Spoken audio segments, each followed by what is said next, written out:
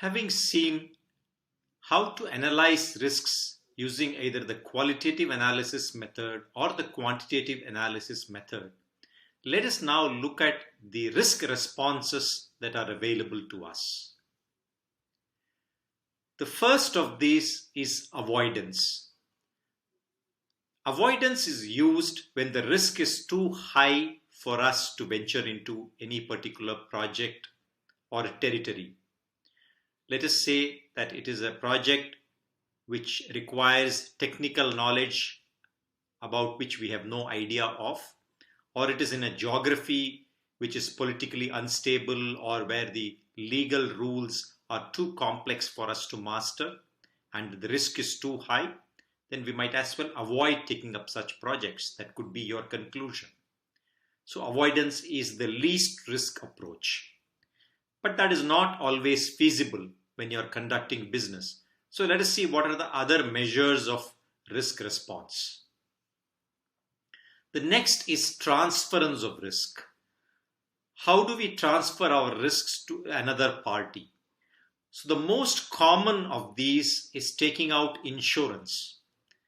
So in the car example that we quoted earlier, in order to mitigate the risk of accidents, we normally take out vehicle insurance. Similarly, in software projects, if we want to mitigate the risk arising out of non-performance by the supplier, then we can ask the supplier to give us some performance guarantees, and in turn the supplier can take out insurance for his work. So there are different ways in which insurance is possible, and the transfer of risk can also happen by a way of having agreements within the contract whereby even if the project is scrapped, the supplier or the vendor is paid for the work that he has done up to that point. So in this case, the risk is transferred to an extent to the project sponsor. So there you have different ways of transferring risk. The next most commonly used risk response is mitigation of risk. All risks that occur in the normal course of business are done using mitigation, taking active steps to reduce the impact of the occurrence or even reduce the probability of occurrence of that particular event. So in the case of the car example, if you were to suffer a flat tire, the best way is to have a spare tire so that you make sure that you can replace it quickly.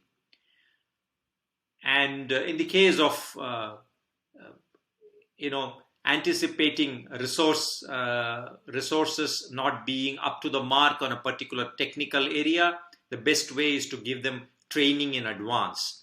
Or if you think hardware is likely to get delayed, place the order in advance. These are examples of mitigation, and mitigation is the most commonly used technique response for risk handling in projects. And the last is accept the risk as it is, just monitor it, don't take any active steps. Now, of course, this can be done only when the risk is of low impact. The risk, if it does happen, does not really cause any major chaos in the project. It is of low impact and can be lived with. So having seen these 4 responses that are available to us as a risk response mechanism, let us now see how to monitor risks during the course of the project. So the standard way of monitoring risks: track the risk management plan. The risk management plan is drawn up front, and that tells us what kind of approach we are going to use, what kind of tools and methodology we are going to use. Are we going to use the risk register? Are we going to use quantitative or qualitative analysis? How do we communicate to all the stakeholders? How often do we communicate? Do we communicate a separate risk report? Do we communicate as part of project status report? All this is laid down in the risk management plan.